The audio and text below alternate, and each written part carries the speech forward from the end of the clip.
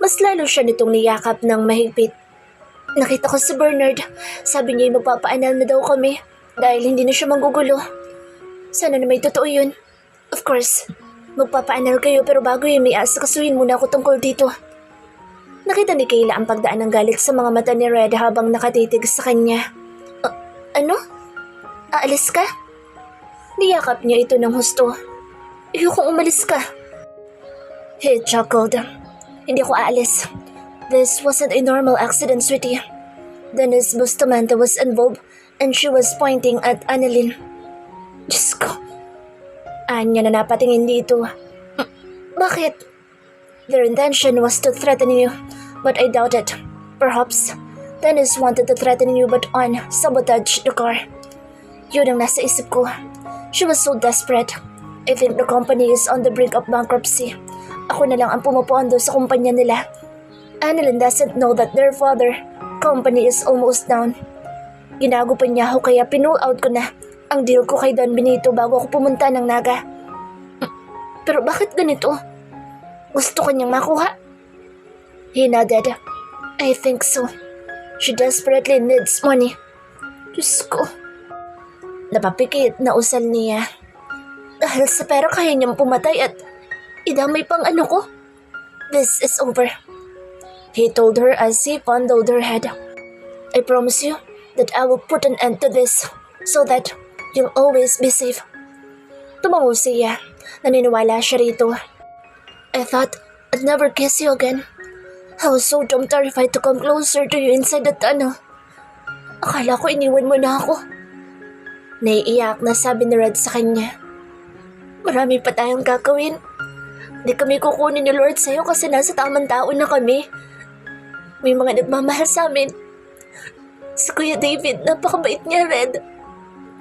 Muli siyang napahigbi nang maalala ang sinapit ng driver. I know, sweetie. Ibibigay natin lahat sa kanya para sumaya siya. Ibabalik natin siya sa dati at siya pa rin magiging driver mo. She nodded right away, and Red wiped her tears. Hinalikan siya nito sa labi pero siya naman napagbukas ng pinto. Sumilip noon ng isang may edad na babae.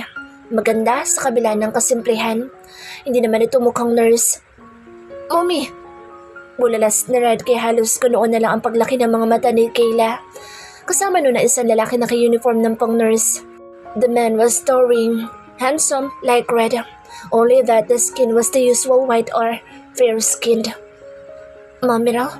Diyos ko, ito ang ina ni Red. Pwede kaya na matulog na lang siya ulit? Natatakot siya sa kanilang paghaharap.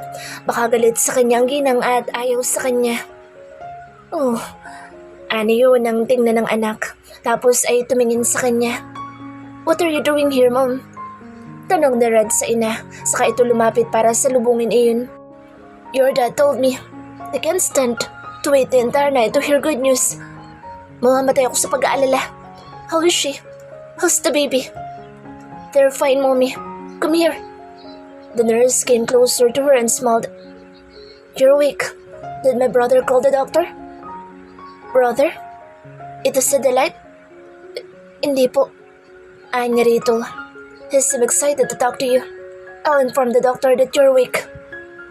Tumalikod iyon at ang lumapit naman ay ang mommy ni Red. Nakangiti sa kanya na parang nag-aalala. How are you, anak?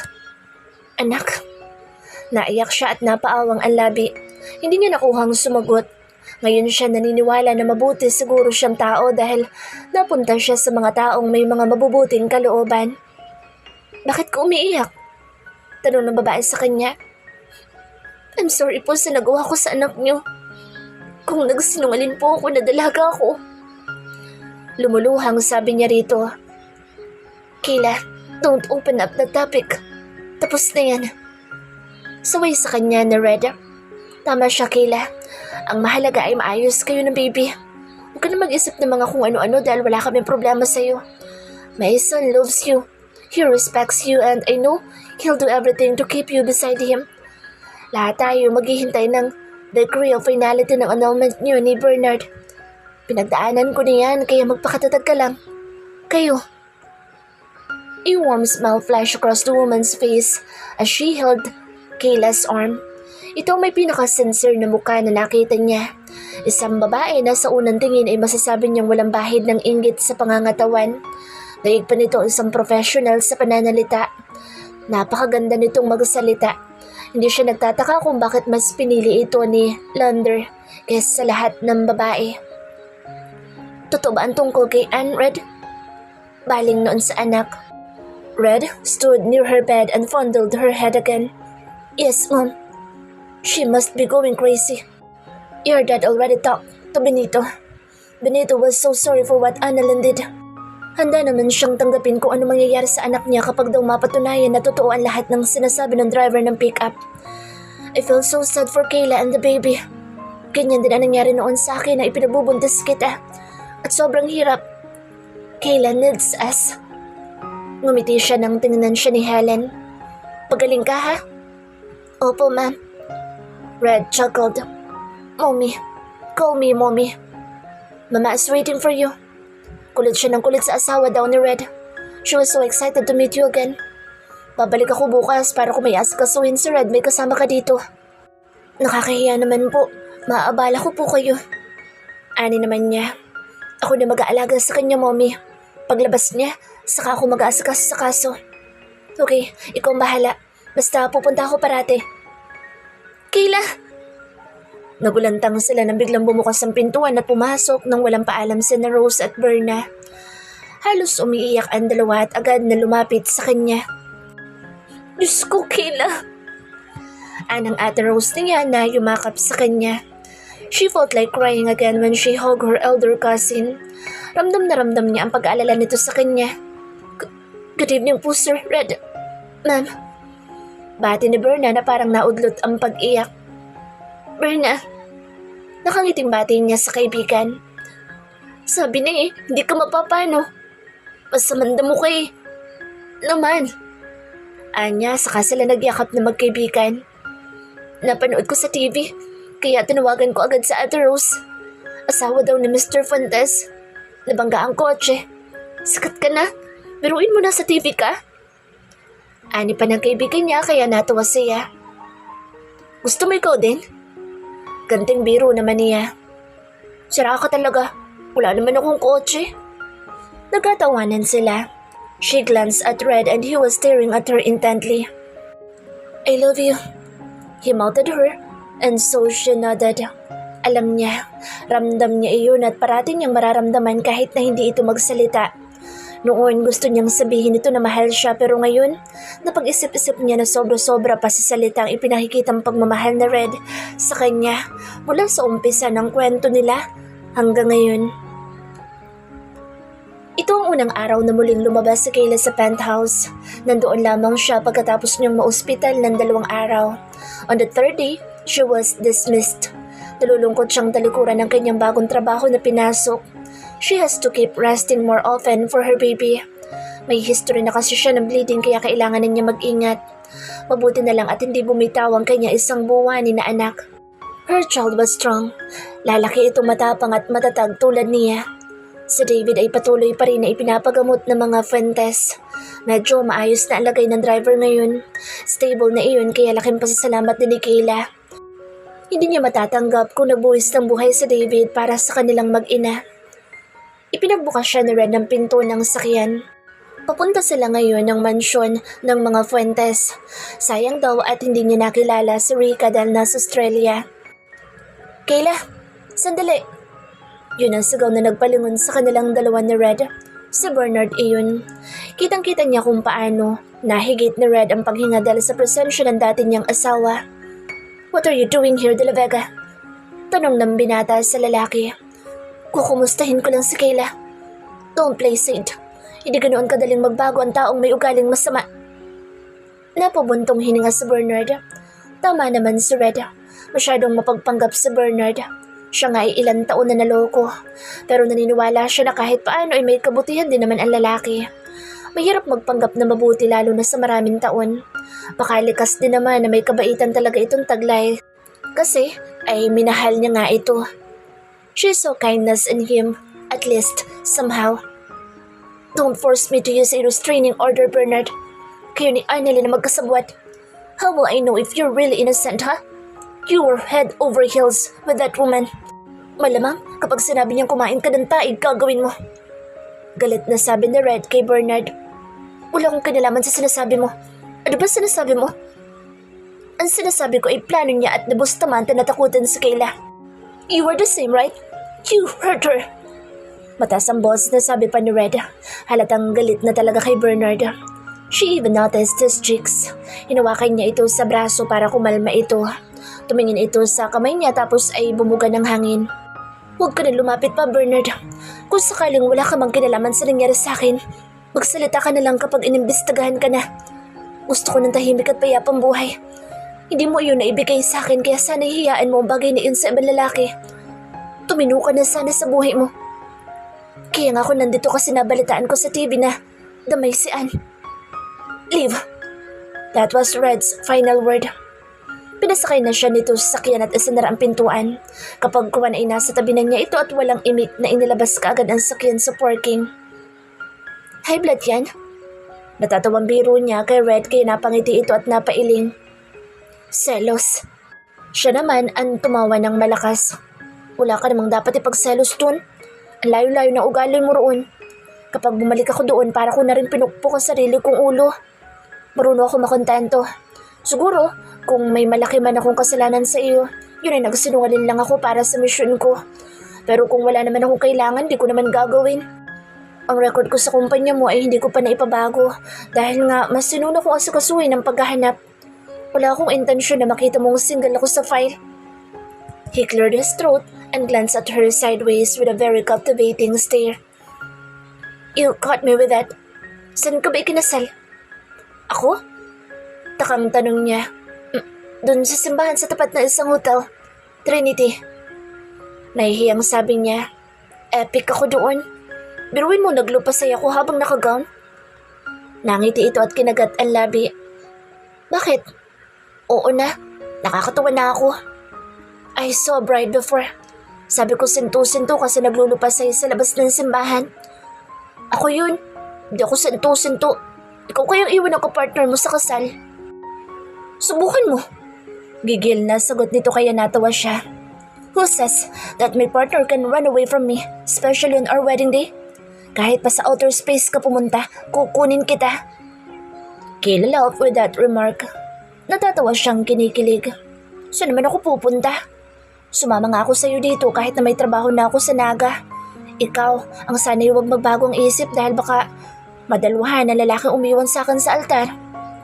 She said with chuckle but her fear was there. Nakakatakot naman talaga na bigla ay matauhan si Red dahil ano nga ba naman ang nagustuhan nito sa kanya. Hindi naman siya mayaman. Hindi nga siya nakapagtapos. May ginawa siya ditong mali noon. Mabuti na lang at hindi ito mapanumbat. Nang tanggapin siya nito ay kasama nito ibinaon sa limot ang kanyang ginawa. Ano to kaya ganoon na lang ang pixie niya. Mangiyak-iyak na padyak ni Kayla kaya ang lakas ng tawa ni Red nang sulyapan siya. Baka maalok si baby. You're so funny. Ano to? Ang uwi niya. Hindi pa naman nga siya nito inalok ng kasal tapos ang iniisip niya iiwan siya sa altar. Masyado siyang assuming na magpapakasal sila. Siya lang naman na nag-iisip ng ganoon.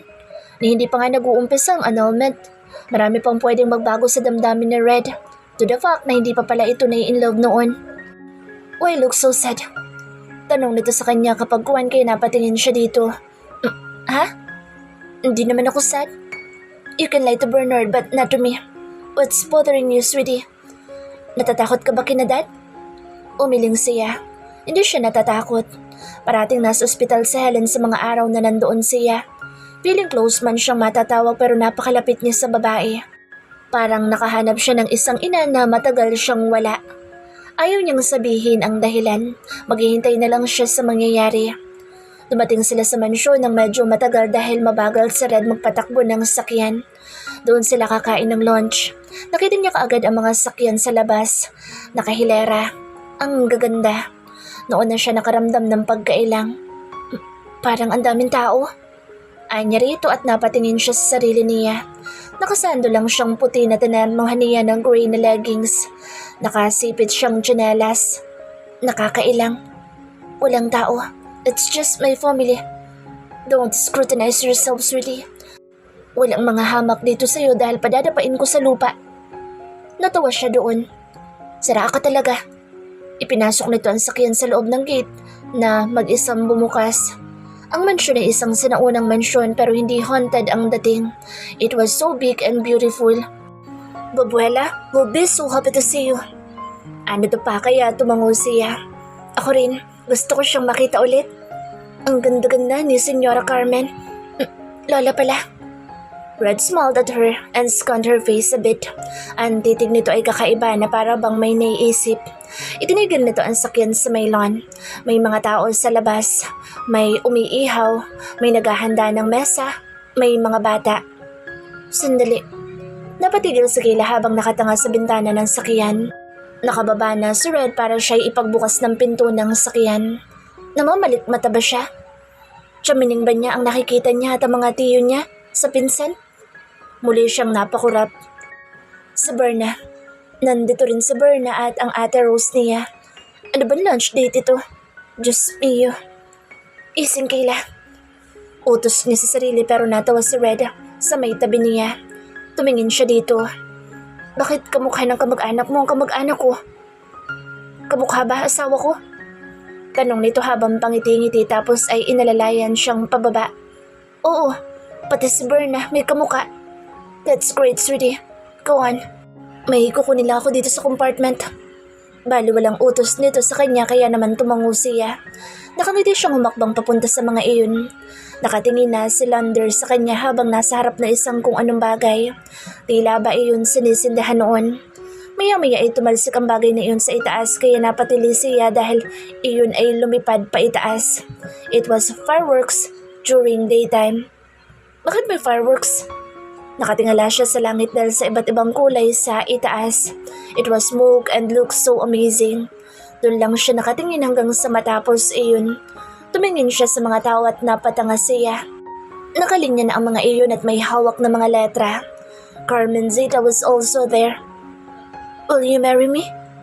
Baliktad ang question mark na hawak ng matandang senyora. Red!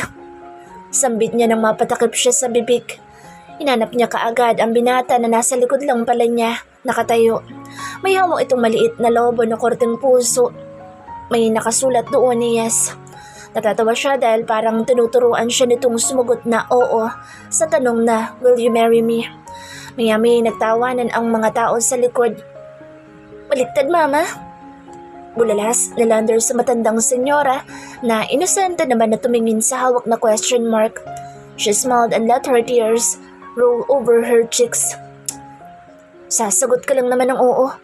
Wala nang dapat na iluha pa. Ana Red saka siya pinahiran ng luha gamit ang hinlalaki nito. Hindi ko mapigil eh. Ana naman niya na parang bata.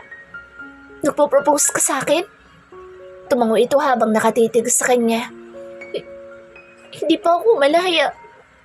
Sabi niyang napahikbi. You will. One day. And I will patiently wait. Pamilya mo nandito at pamilya ko. Gusto ko makita nila na kahit anong estado mo, sincere kong hihingi ng kamay mo sa kanila. Though I can't promise to be kind all the time. Tao lang ako na nagagalit din. Sumasama ang loob at nagtatampo pero ikaw ang gusto kong maging asawa. Gusto mo rin ba? Tanong nito sa kanya. Nakaarko ang mga kilay na parang nakikiusap na sumagot siya ng oo. Siyempre oo. Ano naman niya? Maraming oo. I will not leave you in front of the altar. I promise you that. Don't do it either. Kayla giggled. Siyempre hindi. Mahal na mahal kita. I love you too, Kayla. He said and held her hand. Sa pagkakataon na iyon ay malapit na sa kanila ang lahat. Napangiti siya at naiyak nang makita ang kanyang mga pamilya. Kahit ang mga apo ng kanyang Chahilda ay nandoon din. Hindi na niya kailangan magtanong dahil alam niyang si Red ang nagpasundo sa mga iyon. Pwedeng humiling? Pwedeng imbitado lahat ng mga katrabaho ko dati sa Mondaves? Tom, kahit na buong Pilipinas pa. Maagap naman na sagot ni Red sa kaisunod sa kanyang isang engagement ring. Sukat na sukat iyon sa daliri niya na para bang kabisado ni Red ang hulma at bilog ng kanyang palasingsingan. Congratulations! Party poppers popped all around. What is happening?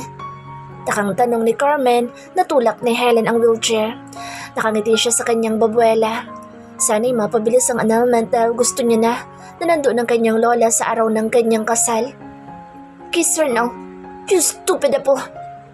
Nagmamadali na utos noon kaya nagkatawanan sila.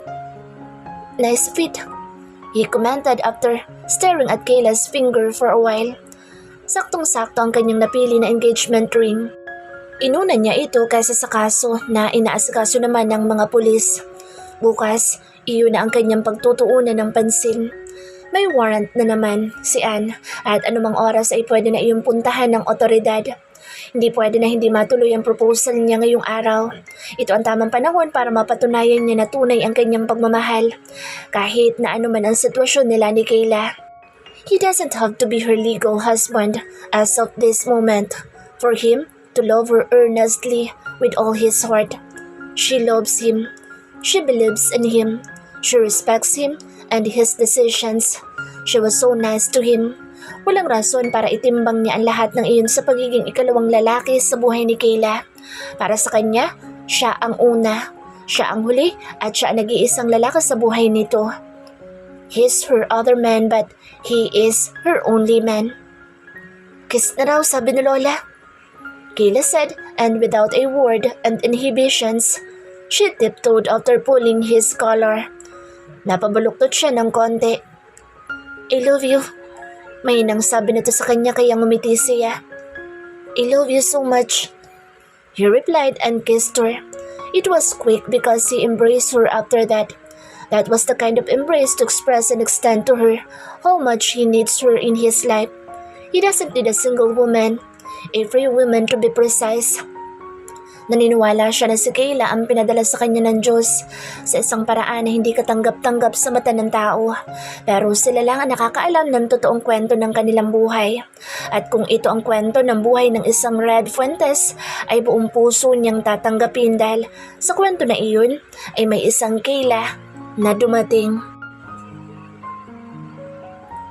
Diyos ko! Nausap ni Red at halos may itcha niya ang hawak na smartphone nang makita niya ang anak na si River na umaakyat sa sofa. Dayag pa niya ang bakla na mapapatili at kahit na ang pagsara ng kanyang zipper ay hindi na niya nagawa. Anak! Hiyaw niya at iika-ika na tumakbo papunta sa anak niyang long hair. Nagpupumilit itong makasampa sa upuan kahit na hindi naman ito kaya. Ano ba ang kanyang magagawa? Ay takot ito sa ibang tao. Ayaw nito ng yaya kaya sakripisyo siya dahil nag-aaral na si Kayla. Kaka-birthday lang ng anak nila, ika-1 taon na. Nakakalakad na itong mag-isa pero naman napakakulit. Heto nga at nakarating na sa sofa. Napakasaya pa naman niya sa ibinalita ng kanyang lawyer. Dumating na sa law firm noon ang decree ng annulment ni Kayla at Bernard. Napakabilis ng proseso kaya sobrang tuwa niya na halos nakaligtaan niya ang anak habang umiihi siya. May arenola na nga siya sa may mesa niya para mabilis siyang makaihi. Red? Tawag sa kanya ni Attorney Mirano sa smartphone. Sandali, Attorney. Ani naman niya nandakpin ang anak niya sa may sofa. Siya naman napagbukas ng pintuan at iniluwas si Melo karga ang anak niyang si Rian. Diyos ko! Bulalas din ito. Sir, inahampas ako ng dadehan. Ayaw niya sa akin. Parang pugad na ang mala-Korean style na buhok ni Melo dahil sa babae niyang anak. Oo, kambal ang anak nila ni Kayla. May lahi daw iyon na kambal kaya lumabas ngayon sa kanilang mga anak. Semi-identical ang dalawa ni na River at Rian. Kaya siya ang panganganak ni Kayla. Papa! Palayaw ni Rian kaya inilapit ni Melo sa kanya. Oh, don't cry, sweetheart. Papa's here. Alo naman niya. Sir, ang sulwal niyo malalaglag na. Hello, people. Masayang bati ni Kayla nang bumungad iyon sa nakabukas na pintuan. She looked so drunk happy while he was so haggard. Nakaposing pa iyon na para bang ang ganda ng buhay. Nakataas sa era ang mga kamay nito kaya nagkatangahan sila ni Melo. Love ko, are you okay? Malambing na tanong ni Kayla sa kanya at naibaba ang mga braso. Agad itong napalinga at saka tumakbo papalapit sa kanya. Bakit naman nagbuburles ka? Huwag ka magburles dito. Akin lang ito. Iniangat nito ang salwal niyang nasa may puwet na niya ang waistline. Tapos ay isinara ang botones. I was peeing, love ko. Sagot naman niya. Makyat na si River sa sopa. Naku, kulit. Manas na tatay. Napahalakak siya tapos ay hinalikan siya nito sa labi, dahilan para mapawi ang pagod niya. Binalingan nito sa Melo dahil hindi na matigil si Rian sa kakaabot kay Kayla. Mama! Anang batang babae na sobrang cute. Siyempre, mana rin sa kanya ang kakyutan ng kambal. Si Rian ang nakamana sa kulot niyang buhok noon, habang si River naman ay kay Kayla kumuha. Una na abot sa balikat. Ano, Pards? Kaya pa? Nasa baba si Berna. Pababain daw kita kasi nagmamadali siya. Okay, Ma'am, Mars. Ano naman ang isa nang ipasa si Rian dito. Si River naman ay tahimik na inaabot ang ina at kinuha din iyo ni Kayla sa kanya. Mabigat sila. Ay niya rito dahil magkabilang bewang ang karga nito sa kambal. Masuyo nitong hinalikan ng mga iyo na tuwang-tuwa naman. Why is it so easy for you to pamper them, sweetie? Tanong niya na parang pagod na pagod. Pinagpapawisan nga siya sa kabila ng magandang air conditioning system niya sa loob ng office. Nahirapan ka ba, love ko? Mamaya, ikaw naman kikisan ko. He chuckled. Muli nitong inilapit ang mukha sa kanya kaya naman hinalikan niya ito sa noo. I'd love that kissing session. How's your day, sweetie? Perfect ako sa exam. Kinindatan ko kasi si prof. Langiya. Pumangit ang tabas ng gwapong mukha ni Red. Sa tuwing binibiro siya nito ng ganoon ay umiinit ang ulo niya pero parati siya nitong pinagtatawanan. That's why you were so happy? Inis na sagot niya kaya lumakas ang tawa nito lalo. Di ka na mabiro. Alam mo naman na ikaw lang ang love ko. Biruin mo ako para punitin ko surprise ako sa'yo. Tumalikod siya dahil nabubuisit siya.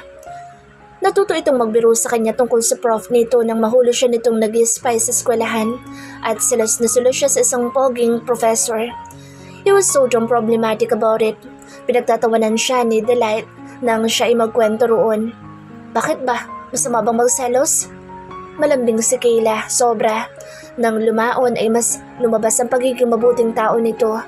All out ito sa lahat ng bagay sa kanya at labas ang lahat ng ugali. Para itong nakabuelo nang ma-engage silang dalawa. Siya naman itong napuno ng takot na baka masungkit pa ito ng iba.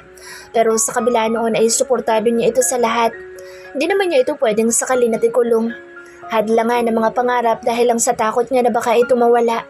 Hindi naman sa wala siyang tiwala dito pero alam niyang may mga lalaki din na mababait sa labas. Surprise? Anong surprise, love ko? Takang tanong nito sa sumunod sa kanya. Tinignan niya itsura niya sa salamin. Kapag siya magbiro kay Kayla ng tungkol sa babae, pihadong pikon ito ng sobra. We'll talk about it later. Gwapo pa rin pala ako. Anya na, pasala salamin. Hindi na ito umimik. Magaling itong mag-ungkat ng kanyang mga naging babae. Sa totoo lang, nakapagtataka dahil hindi naman ito detective pero alam nito ang lahat ng kanyang naging palipasan ng oras. At sa tuwing ito natopak, sus ko, katakot-takot na recap ang kanyang inaabot. Sasapakin kita, Red. Sabi na nga ni Kayla kapag kuwan habang nalilisik ang mga mata sa kanya. Siya naman ang tumawa at hinarap ito. Nagpapagwapo lang ako sa'yo. Anya nang ngumiti dito at tinitigan nito sa muka. Kinuha niya si River sa kanya hinaplos si Kayla sa pisngi. He is so happy. It didn't take long to have what they wanted in life. Masaya siya na sa wakas ay maibibigay na niya rito ang kanyang apelido na Fuentes. Hindi naman talaga nito ginamit kahit kailan ang apelido na De La Vega. Nagpagawa ito ng affidavit na mas gusto nitong gamitin ang apelido sa pagkadalaga. Cooperative naman si Bernard kahit paano. Nagsusumamo ang lalaki sa pinsan niyang si Megumi. Unluckily, but at the same time, lucky. Megumi got pregnant on that one-night affair with Bernard. Hiyang-hiya ang kanyang pinsan sa buong pamilya lalo na kay Kayla. Pero si Kayla mula noon ay tila wala nang pakialam talaga. Megumi still chose to be alone. Natakot iyon na baka mambabae ng mambabae sa Bernard kapag nagpakasal ang dalawa. Siguro, yun ang karma ni Bernard sa lahat. Manghinuyo sa mag-ina. Namatay na rin naman si Don Claudio. 6 na buwan na ang nakakaraan. Sina Dennis naman at Annalyn ay nakakulong pa rin. Nakakaawa ngayon ng mga magulang noon na naiwan. Si Dennis ay nawalan na ng ina habang mag-isa na sa bahay sa Benito kahit na matanda na. Kayla told him to continue funding Benito's company for the sake of the old man. Mabait naman kasi si Benito at natanggap naman ang naging hatol ng korte sa anak. Yun pa mismo nagsabi ko na saan si Annalyn nang magtago ang babae sa batas. Sa lahat, si Kayla pa rin ang may pinakamabuting puso dahil nakukuha nitong utusan siya na patuloy na pondohan ang negosyo ng mga Straves. Ititigil lang niya iyon kapag namatay na si Claudio dahil ayaw niyang magkaroon pa ng kahit na anong katiting na connection sa mga Straves, lalo na kay Annalyn. Dennis' mother was put under Heart's foundation, but soon after the imprisonment of Dennis, his mother also died. Ganoon siguro talaga ang buhay. Lahat naman sila darating sa ganoon kaya siya, mas pinipili na rin niyang maging matapat at mabuti para sa oras na siya ay mawala na sa mundo. Mag-iiwan naman siya na isang magandang alaala na naging mabuti siyang tao, mabuting anak, asawa at mabuting ama. Prepare yourself, sweetie, he told Kayla after staring at her. Bakit? Kunot no ito. Isusuot mo ng bridal gown na napili mo sa designer. Ha? Namilog ang bibig na tanong nito sa kanya at natutup ang bibig. Ni hindi ito makapaniwala sa sinabi niya. The decree just arrived and soon before you know it, you'll be Mrs. Red Fuentes. Anya pang ngumiti dito pero umiyak ito bigla. Yumakap ito sa kanya at umiiyak. Don't cry, sweetie. You deserve it. No other woman deserve it better than you. Lalo itong napahikbi kaya naman naluluha na rin siya. Hinalikan niya ang mga noo ng kambal tapos ay si Kayla. Sino nagsabi sa'yo? She asked when she looked up at him. Si attorney. He had it in his hands. Sakto lang ito pagkatapos ng finals mo. Kasal na nga sa kasuhin natin. And you ready now? He smiled. Tumango ito kaagad sa kanya. Matagal nang handa. Gusto ko na. Proud na akong dali ng apelido mo kasi bilyonaryo ka. Napahalakak siya dahil sa sinabi nito. Kalukuhan iyon. Hindi siya mapapaniwala ni Kayla na yaman niya ang gusto nitong makuha dahil mulat sa pool ay tinalikuran nito iyon. Maglalakad na ang mga baby natin sa aisle. Nasisiyahan na tanong nito sa kanya kaya tumango naman siya. Saka sinulyapan si Rian. Of course, they will walk with you. You like that? Siyempre. Sila ang kayamanan ko kaya gusto ko kasama ko sila sa pinakamasayang araw na yun sa buhay ko. Basta ha, walang iwanan sa kasal. Nakangusong sabi nito sa kanya kaya natawa na lang siya at nailing na rin. Walang iwanan habang buhay. She grabbed his nape and kissed him on the lips. Talugon niya ito, kaagad at masuyo na inilapat ang palad niya sa likod nito. Maya-maya ay pareha silang natawa dahil hinahalikan sila ng kambal sa mga pisngi nila. Niyakap niya ang kanyang pamilya at saka siya tumingin sa kisame. Umuusal ng pasasalamat sa kalangitan. Wedding ceremony is only needed for formality because for Red, she already married this woman 1,000 times before, in his mind and in his heart.